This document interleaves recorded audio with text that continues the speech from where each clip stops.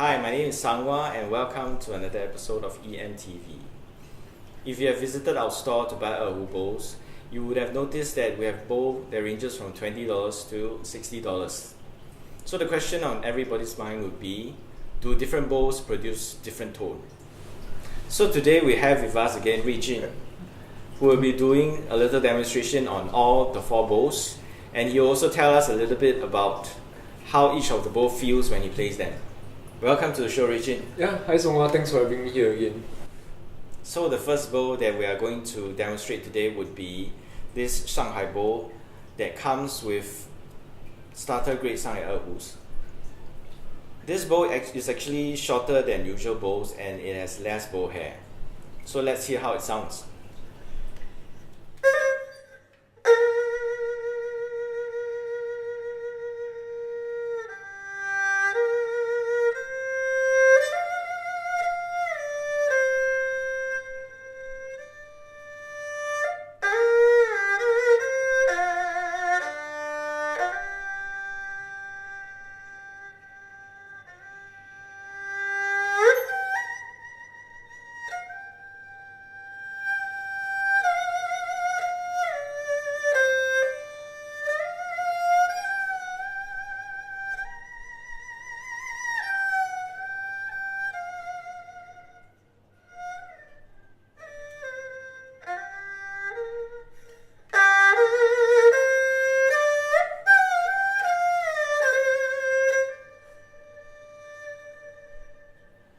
Yeah, it does sounds a bit thin compared to the usual Erhu tone that I'm familiar with coming out from this Erhu. Yeah. And I can see that actually the bowl length actually impedes your playing a bit. Yeah, that's actually what I was going to talk about. So because there's so little hair on this bowl in the first place, right? So the sound, the tone that comes out, right, it doesn't sound as full as the normal HUAI roll that you actually hear. Then you are correct in saying that the bowl length is actually impeding my playing, because especially when you are playing slow passages, you'll need a lot of bowl length, a bit more bowl length to actually fully make use of the dynamic range of the Erhu. So don't underestimate this reduction in bowl length really, because as you could tell, the content of this piece was like greatly reduced. Today. Okay, the second bowl that we are going to demo today will be this professional Shanghai bowl. If you have been to our web store, you have seen the option to upgrade to a professional Shanghai bowl, and this will be the bowl. It actually is a slightly longer than previous bowl, and it is a standard Shanghai bowl, which means that you need to twist out the end pin in order to remove this part to put the bowl on your Erhu. So let's see how it sounds.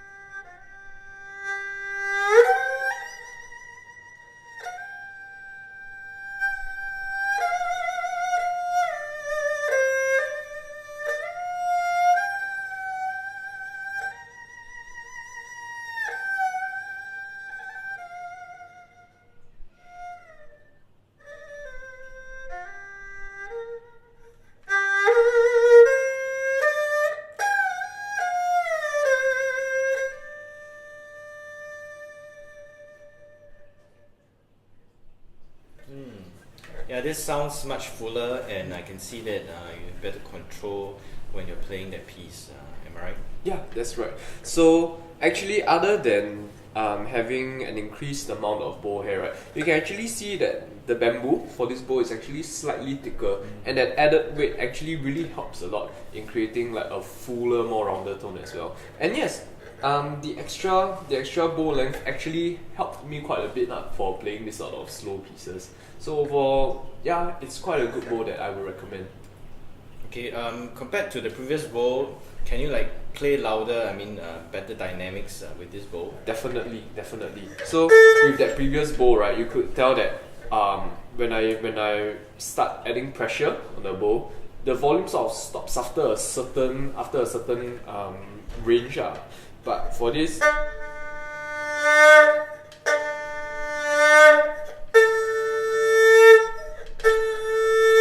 you can see that there's a wider range of expressions that are available to us when using this bow. Okay.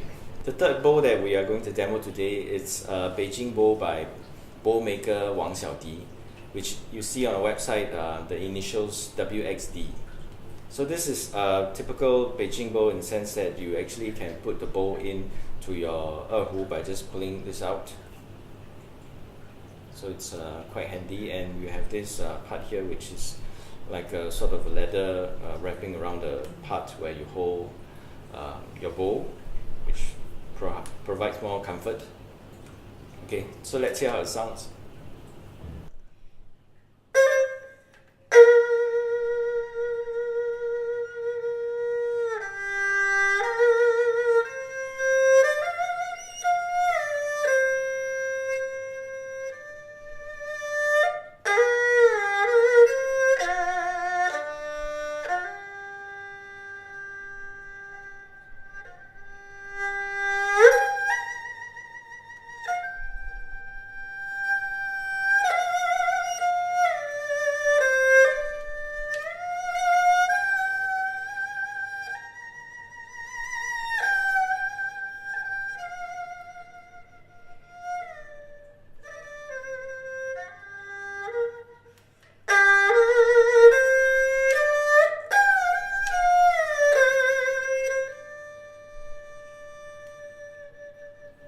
Interesting, I never really noticed, but it actually is a bit, the sound actually is a little bit more thin than the previous Shanghai bow, right? Yeah, because it seems like a lot of times when we sell Huan rolls, right, we don't actually sell it with the Wang bow, right? And I will actually attest that to a few special characteristics about Beijing bows. So firstly, there's actually this plate here that flattens out the horsehair. So I think when the makers put this plate in, they wanted to sort of like, mimic a violin's tone, so that the sound that comes out is actually more penetrative, but at the same time, it's actually because you actually flattened it as compared to the Shanghai bow, which just lets the bow hair loose. It creates a thinner tone at the same time, I would say.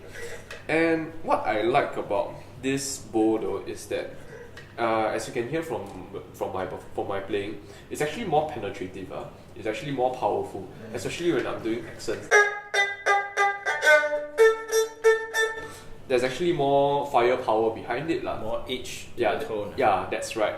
And I'll actually prefer this over the Shanghai bow purely because it feels more comfortable to hold. Like this part is very smooth, and there's actually this leather padding, as you mentioned just now, that actually makes it more comfortable to grip the bow. The final bow that we're going to demo is this Beijing bow by LHG, which is Huai. This is the preferred bow of all professional Erhu players in Singapore, and you can see that it's a typical Beijing bow where you have this quick release function, and well, I'll let Regine tell you more about the bow later. Let's hear how it sounds now.